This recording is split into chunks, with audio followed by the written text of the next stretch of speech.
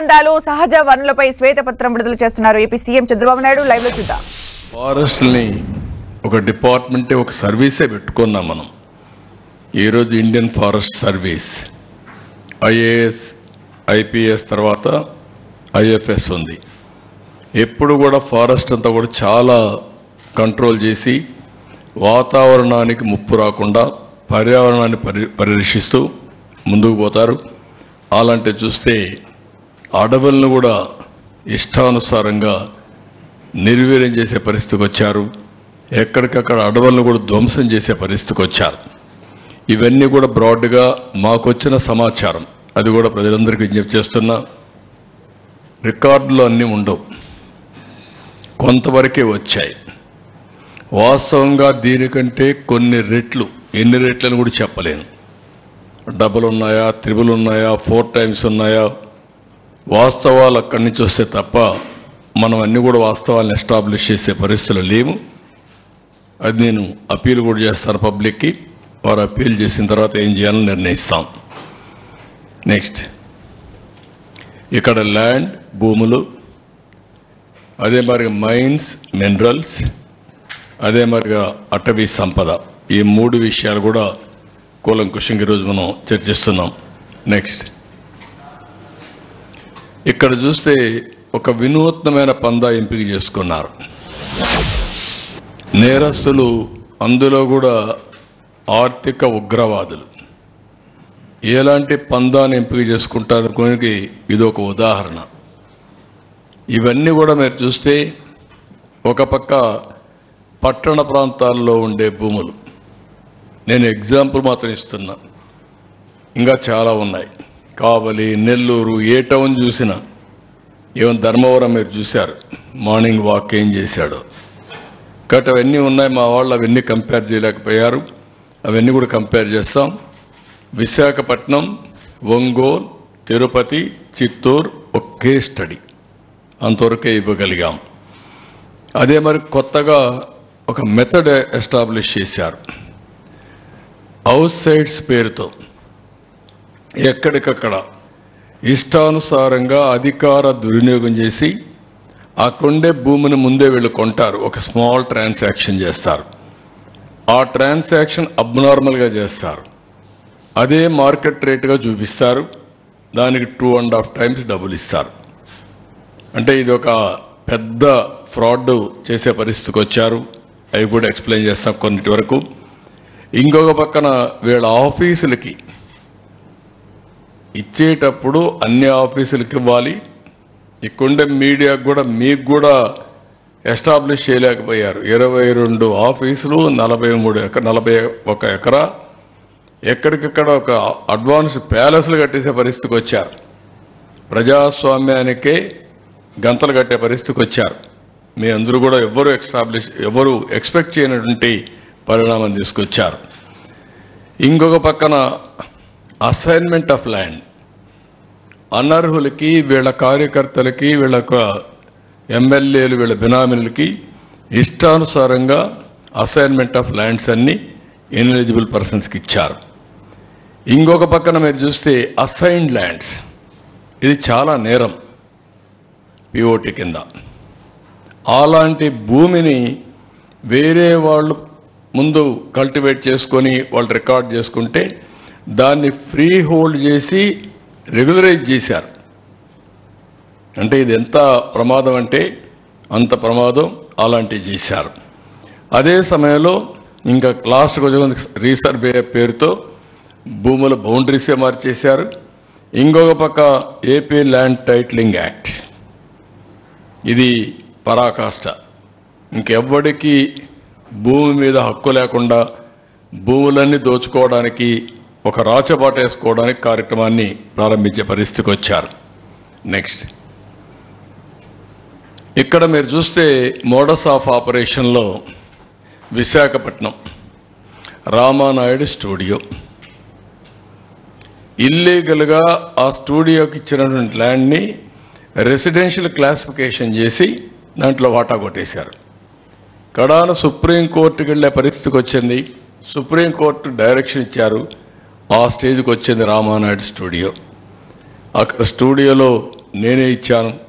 ఆ రోజు రామానాయుడు గారితో మాట్లాడినప్పుడు విశాఖపట్నంలో షూటింగ్ చేస్తే బాగుంటుంది అనుకున్నప్పుడు హైదరాబాద్ తర్వాత విశాఖపట్నాన్ని ఒక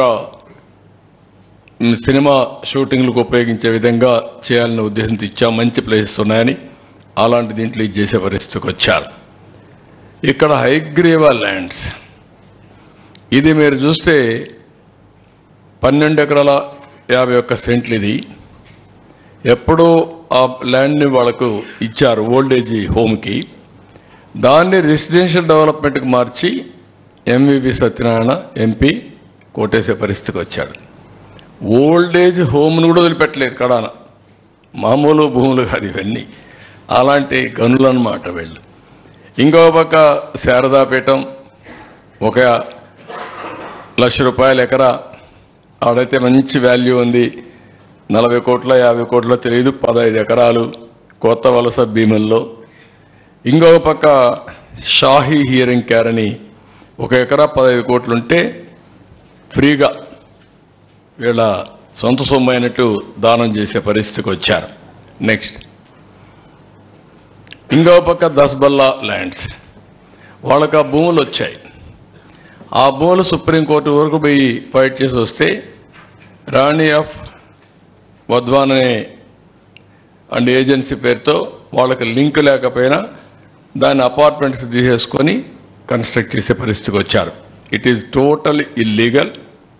వీళ్ళు ఇష్ట ప్రకారం బలవంతంగా ఆర్మ్ ట్విస్ట్ చేసి ఆ భూ కబ్జా చేసి వీళ్ళు అపార్ట్మెంట్స్ కట్టే పరిస్థితికి వచ్చారు. ఎంవివి ఎంకే హౌసింగ్, ఈ హౌసింగ్ చూస్తే ఎంపీ ఇంకా అబ్దే లేదు, ఏమైనా చేయించేనా. అక్కడ అపార్ట్మెంట్ డెవలప్మెంట్ కోసం 10 ఎకరాల 57 సెంట్లు, ఏది కోర్మన్నపాలెం ల్యాండ్ ఓవర్స్ని చీట్ చేసి 0.96% ప్రాజెక్టుల షేర్. ఎక్కడైనా ఇది జరుగుతుందా ప్రపంచంలో అడుగుతున్నా. అంటే ఎంత దౌర్జన్యం, ఎంత అరాచకం, ఎంత విధ్వంసం అంటే ఇవన్నీ పరాకాష్ఠ అన్నమాట. ఇంకో పక్క ఎంవివి పీక్ పర్మిషన్ ఎంవివి బిల్డర్స్కి ఇచ్చి టైటిల్ డిస్ప్యూట్ని ఇగ్నోర్ చేసి 65 కోట్లు TDR given out of turn ఇచ్చి, ఇలాంటి ఇర్రెగ్యులారిటీస్ నేను చెప్పేటి కొన్నే చెప్తున్నా, టైం కూడా అంత ఉండదు కాబట్టి. ఇంకా రాను అవన్నీ ఎస్టాబ్లిష్ చేస్తాం. ఈ 3 నెక్స్ట్ ఇవి ఆ టైప్ ఆఫ్. ఇంకొక పక్క ఇది ఒంగోలు 101 కోట్ల రూపాయల ఆస్తి. ఇక్కడ కూడా ఎన్ని చేయాలనో అన్ని విధాలుగా ఫ్యామిలీ డిస్ప్యూట్స్ అని, unclaimed private lands, empty sites, government lands ఇవన్నీ గ్రాప్ చేసి created fake documents, fake will, partition deed, DK patta, family member certificates, death certificates, land conversion certificates, GPA, sale deeds ఇలాంటివన్నీ చేసి అన్నీ కూడా ఎక్కడికక్కడ గోల్మాలలు చేసి మొత్తం ఇది చేస్తే ఇటీవల కేసులు పెట్టారు. అక్యూజ్డ్ 77 మంది, టోటల్ ఫేక్ డాక్యుమెంట్స్ ఇది 572, టోటల్ విక్టిమ్స్ 112 మంది. హౌస్ సైడ్స్ ఎక్స్టెంట్ గ్రాబ్డ్ వచ్చి 27,610 స్క్వేర్ యార్డ్స్, వాల్యూ వచ్చి 101 కోట్ల రూపాయలు. ఇవి క్రియేటెడ్ సివిల్ లిటిగేషన్, అన్ని ఫేక్ డాక్యుమెంట్ చెప్పి ఇష్టానుసారంగా చేసి బలవంతంగా లాక్కునే పరిస్థితి పెద్ద ఇష్యూ అయింది. ఇది కూడా ఇన్వెస్టిగేషన్లో ఉంది యాజ్ ఆన్ టుడే. నెక్స్ట్ ఇది ఎంత దర్జాగా మీరు చూడండి, ఫ్లాగ్ పెట్టేసి ఇష్టానుసారంగా ఎక్కడికక్కడ కబ్జా చేసే పరిస్థితికి వచ్చారు, ప్రొక్లైన్స్ పెట్టి మరి. నెక్స్ట్ ఇక్కడ తిరుపతికి ఒక విచిత్రమైన పరిస్థితి ఉంది. ఇవన్నీ సెటిల్మెంట్ ల్యాండ్స్ తిరుపతిలో, లేకుంటే మఠం భూములు కూడా ఉన్నాయి అక్కడ.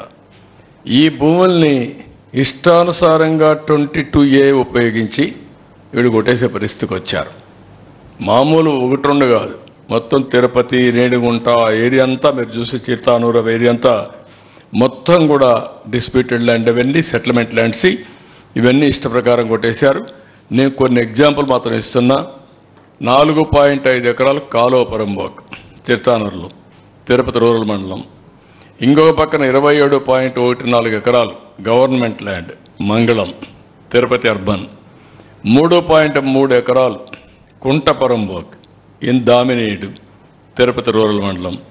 1.33 acres of కాలువ పరంబోక్ ఇన్ చిగురువాడ నార్త్ కంట్రీగా ఆఫ్ తిరుపతి రూరల్.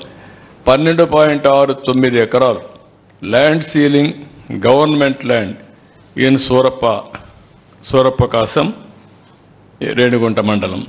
15.28 ఎకరాలు చెరువు ఇన్ కోట్రమంగళం ఆఫ్ రేణిగుంట మండలం.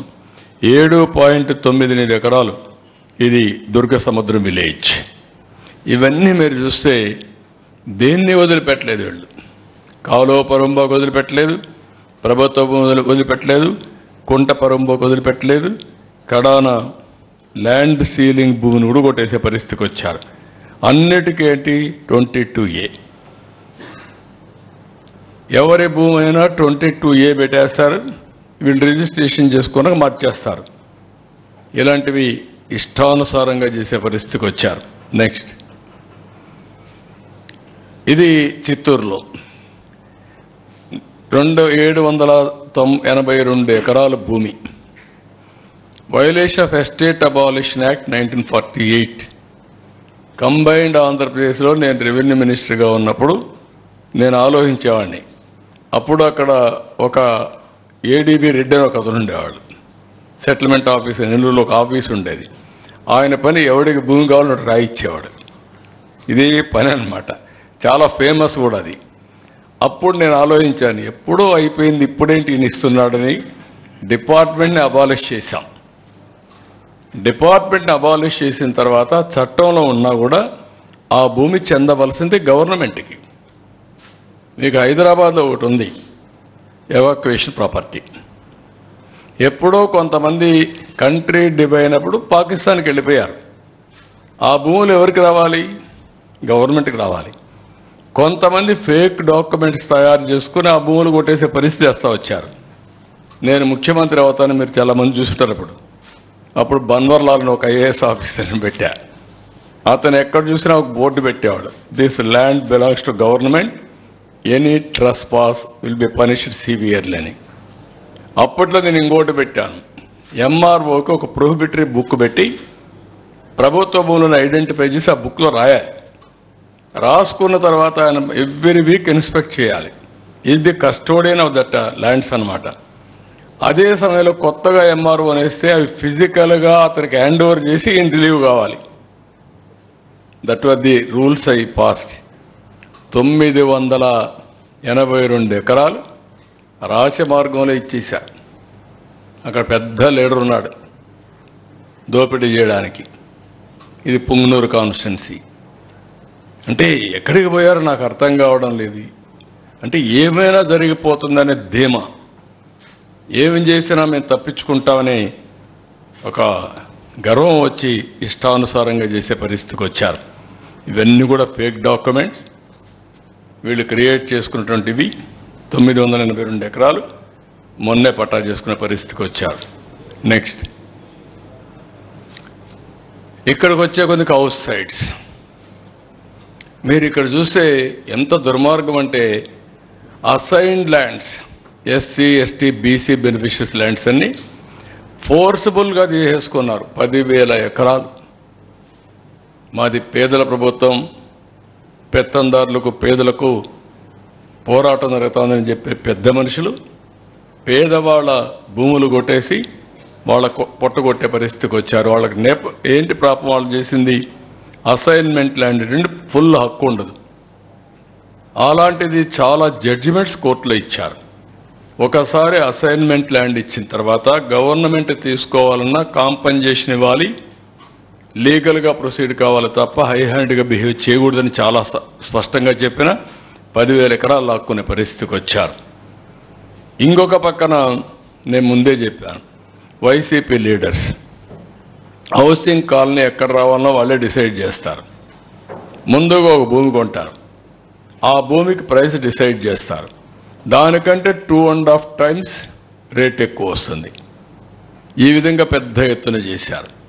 ఇంకో పక్కన ప్రొహిబిటెడ్ ల్యాండ్స్, ఆవా భూములు, క్యాటిల్ పొరంబోకులు ఎప్పటి నుంచో చిన్నప్పటి నుంచి మేము చూసేవాళ్ళం. ఊర్లలో పశువుల్ని తీసుకుపోవాలంటే ఎక్కడా జాగా లేకపోతే అక్కడ గవర్నమెంట్ ల్యాండ్ క్యాటిల్ పొరంబోకు ఉంటుంది, అక్కడ పెట్టుకునేవాళ్ళంతా ఊరంతా అనమాట. ఒకప్పుడు ఊర్లలో సంతల మారిగా అనమాట ఇవన్నీ. అలాంటివన్నీ కూడా ఇచ్చేసే పరిస్థితికి వచ్చారు. Unsuitable land assigned, low lying land, lands very far away from village, శ్మశానాలు లేకుంటే పొలాలకు పోయే భూములు, ఇవన్నీ కూడా ఇచ్చే పరిస్థితికి వచ్చారు. ఇన్ఎలిజిబుల్ బెనిఫిషరీస్ కూడా పెద్ద ఎత్తునిచ్చి వీళ్ళ కార్యకర్తలకు వాళ్ళ మనుషులకు ఇచ్చుకోవడానికి వాళ్ళ నాయకులు పెద్ద ఎత్తున వ్యాపారం చేసే పరిస్థితికి వచ్చారు. నెక్స్ట్, ఇది ఆవా భూమి. ఎవరికైనా తెలుస్తుంది ఆవా భూమిలో ఎవడైనా ఇండ్లు కట్టగలుగుతాడండి?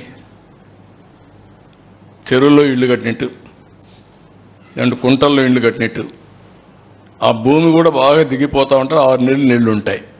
అలాంటి భూమి ఇంటికి ఇస్తారు. 361 ఎకరాలు, 160 కోట్ల రూపాయలు దాన్ని ఇచ్చేసే పరిస్థితి వచ్చారు. మళ్ళా లెవెలింగ్ డబ్బులు ఇచ్చారు. పెద్ద ఎత్తున ఇవన్నీ కూడా నివాసయోగ్యంగానే భూములు ఇచ్చే పరిస్థితికి వచ్చారు. ఇంకొక పక్కన మీరు చూస్తే ఇక్కడ lands acquired at high rates, 256 ఎకరాలు 185 క్రోర్స్కి గుడివాడలో పెద్ద ఎత్తున ల్యాండ్ అక్వైర్ చేశారు. 73 ఎకరాలు 51 కోట్లకి కేసరపల్లిలో ఇక్కడ చేశారు. దీనికైతే మీరు చూస్తే 5 టైమ్స్ ఎక్కువ ఇచ్చారు. మార్కెట్ రేటు కంటే 5 టైమ్స్ ఎక్కువ రేట్లు ఇచ్చి అక్వైర్ చేసే పరిస్థితికి వచ్చారు. కడాన మ్యాంగ్రోవ్ ఫారెస్ట్, రాష్ట్రం అంతా సీ కోస్ట్లో సైక్లోన్ వచ్చినప్పుడు ఫస్ట్ ప్రొటెక్షన్ వాల్ ఉండాలనే ఉద్దేశంతో ఈ మ్యాంగ్రోవ్ ప్రమోట్ చేస్తాం. అది కూడా డ్యామేజ్ చేసే పరిస్థితి వస్తే కడాన కోర్టుకు స్టేజ్ ఇచ్చే పరిస్థితికి వచ్చాం. నెక్స్ట్, ఇక్కడికి వచ్చినప్పుడు వీళ్ళ ఆఫీసులు జీవో నెంబర్ 340 ఉపయోగించుకుని 2 ఎకరాల వరకు ఇచ్చారు. 33 ఏళ్ళు లీజ్ ఇచ్చారు.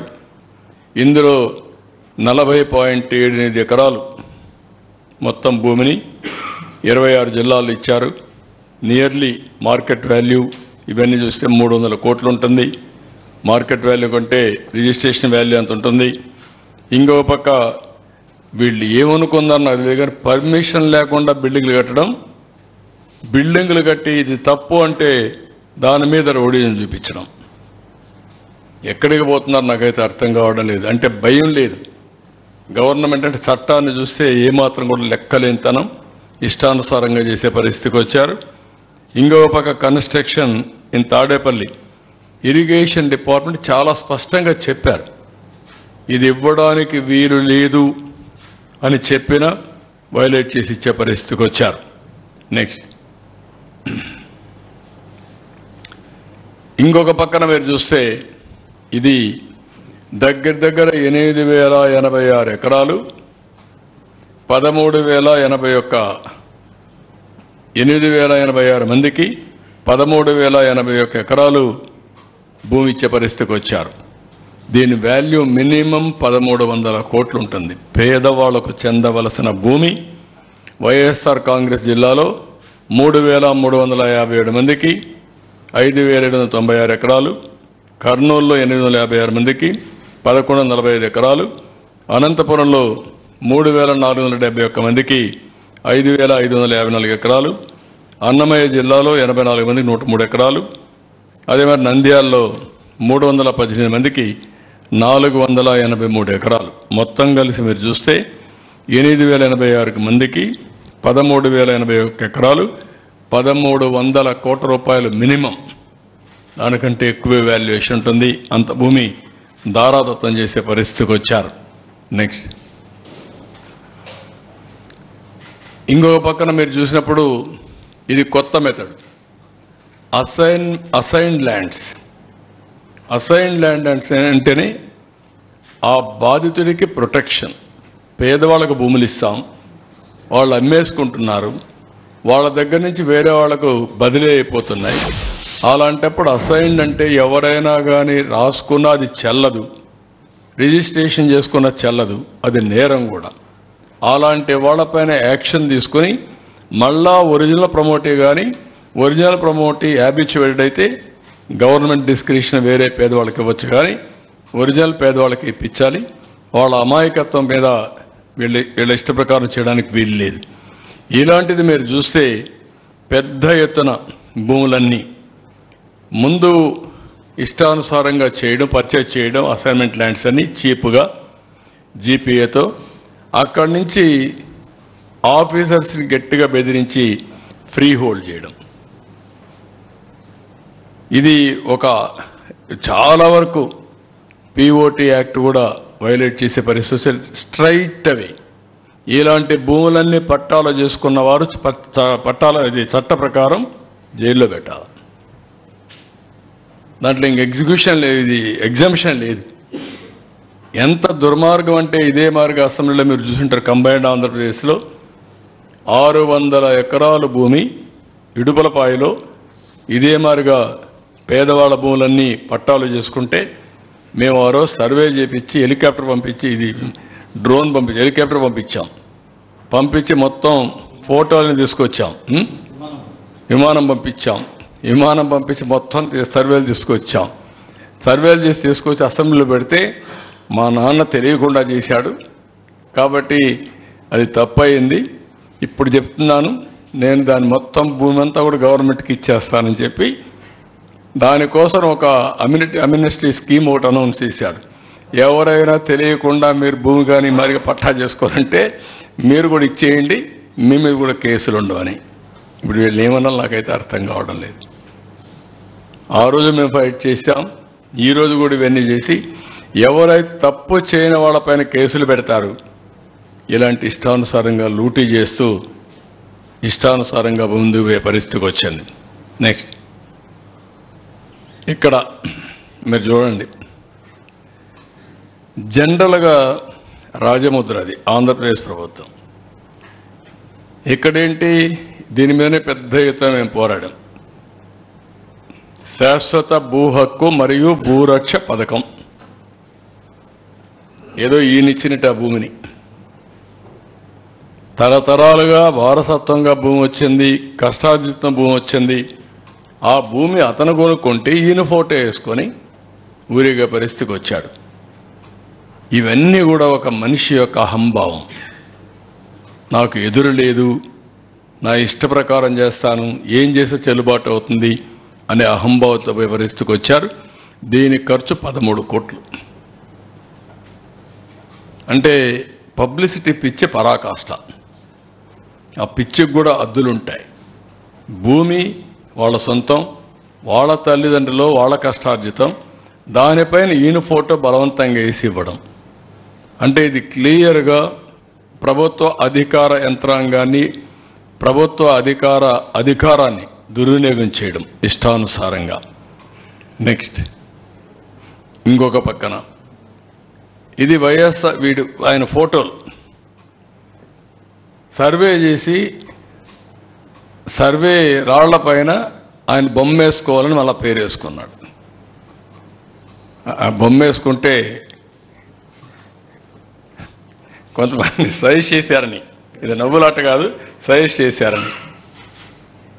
చనిపోయిన తర్వాత బొమ్మ వేసుకుంటారు, నువ్వు వేసుకొని అక్కడ పొలాల్లో పెడుతున్నావు, నువ్వు చనిపోయావనుకుంటారు అని చెప్తే పేరు పెట్టాడు. ఈ పేర్లు చూడండి మరి.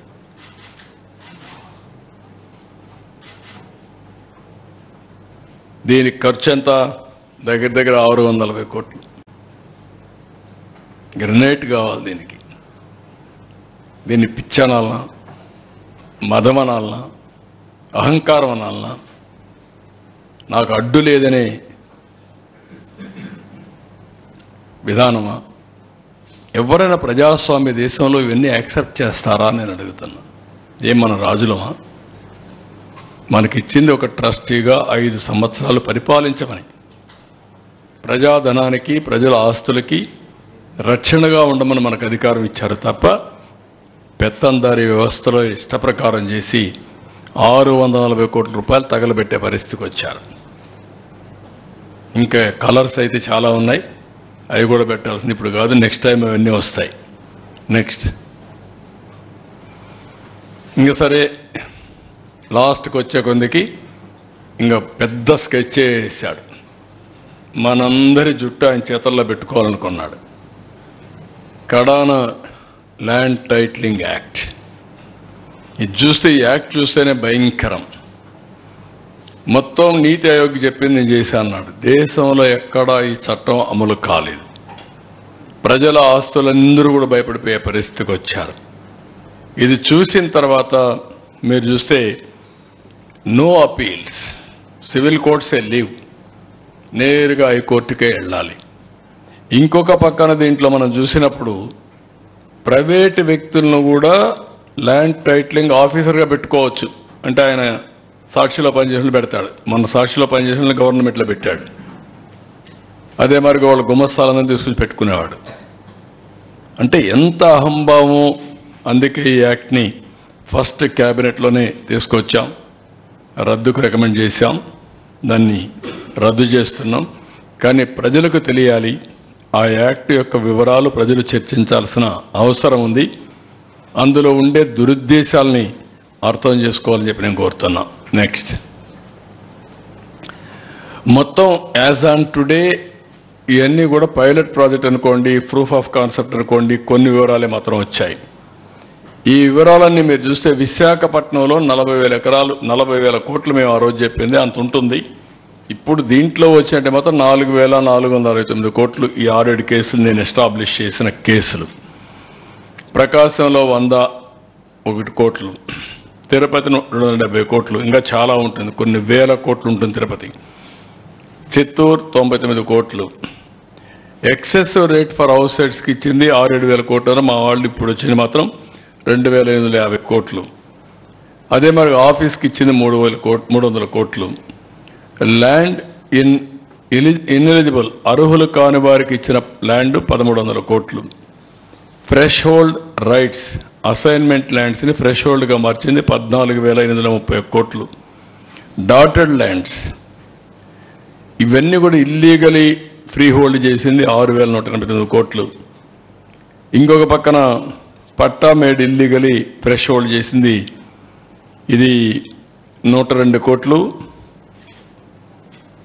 ఇదేమిది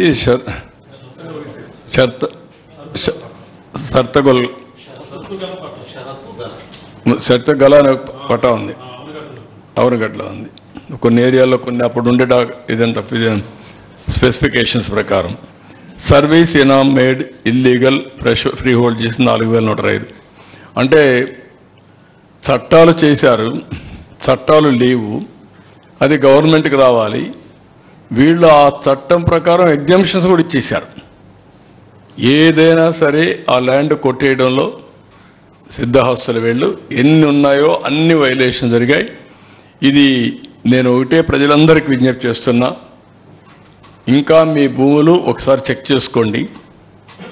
ఎవరైనా మీ భూమి కబ్జా చేసుంటే 22A మార్చి కానీ ల్యాండ్ టైటిలింగ్ ఇది కానీ బలవంతంగా లాక్కున్నా ఏది చేసినా మీరు కంప్లైంట్ ఇవ్వండి, నేరుగా అప్రోచ్ అవ్వండి. మీ భూమి మీకు ఇప్పించే బాధ్యత మాది. అదే మరి ఎవరైతే ఈ తప్పుడు పని చేశారో వాళ్ళని పనిష్ చేస్తాం చట్ట ప్రకారం. తద్వారా మీకు న్యాయం చేపిస్తాం. ఇలాంటి జరిగినప్పుడు భవిష్యత్తులో ఇంకొకరు చేయకుండా ఉండాలి అంటే కఠిన శిక్షలు అవసరం. మళ్ళీ మీరు కూడా ధైర్యంగా ముందుకొచ్చి మీ భూమి పరిరక్షించుకుంటే భవిష్యత్తులో ఎలాంటి చేయాలంటే కూడా ఎవడైనా భయపడతాడు. ఈ విషయంలో చాలా స్పష్టంగా ఉండమని అప్పీల్ చేస్తున్నా. రాష్ట్రంలో చాలా జరిగాయి. ఇక్కడే చిన్న చిన్న విషయాలు ఇక్కడ చెప్పలేకపోయాం. విశాఖపట్నంలో ఒక అతనైతే ల్యాండ్ ఓన్గా కొనుక్కుంటే ఆయన ఎంత హెరాస్ చేశారో కడాన సుప్రీంకోర్టు వరకు పోయే పరిస్థితి వచ్చింది. రంగనాయకమ్మ ఆస్తి కొట్టేస్తే హైదరాబాద్ పోయి షెల్టర్ తీసుకుని మొన్నటి వరకు బతికి ఇప్పుడు మళ్ళా వస్తే అది ఇచ్చే పరిస్థితికి వచ్చాం. ఎవరైనా సరే మీ ఆస్తులు కబ్జా చేసి ఉంటే మాత్రం అక్రమంగా లాగేసుకుని ఉంటే మీరు కంప్లైంట్ చేయండి. మీకు ఇప్పించే బాధ్యత అవసరమైతే అలాంటి వారికి న్యాయం కోసం ఏదైనా 10 రూపాయల ఖర్చు అయితే పెట్టి అవసరమైతే చట్టాన్ని మార్చి, అందుకే మేము వచ్చాం. నెక్స్ట్ అందుకే నేను ఈరోజు ఒక పని చేస్తున్నాం. ఇలాంటి ఫ్రాడ్ అంతా కూడా విలువ ఈరోజు మాకు వచ్చింది మాత్రం 35,576 కోట్లు. అదే మాదిరిగా దీన్ని మొత్తం చూస్తే ఇంకా ఎక్కువ ఉంటుంది. అంతేకాకుండా గవర్నమెంట్ వాళ్ళందరినీ కంప్లైంట్ ఇవ్వమంటున్నాం. దీనికోసం ఒక చట్టం తీసుకొస్తాం.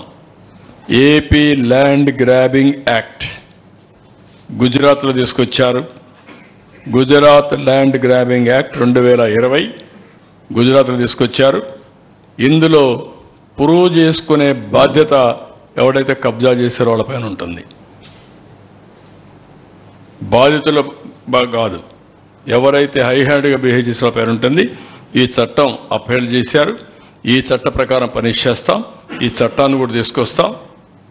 వీళ్ళని తొందరలో తీసుకొచ్చి మళ్ళీ చెప్తాను, ఏపీ ల్యాండ్ గ్రాబింగ్ యాక్ట్ తీసుకొస్తాం on the lines similar to Gujarat land grabbing act 2020. అది తీసుకొచ్చి మొత్తం పనిష్ చేస్తాం. No question of excuse. ఎవరిని వదిలిపెట్టాం, కఠినంగా శిక్షిస్తాం. నెక్స్ట్ ఇంకో పక్క రెండోది,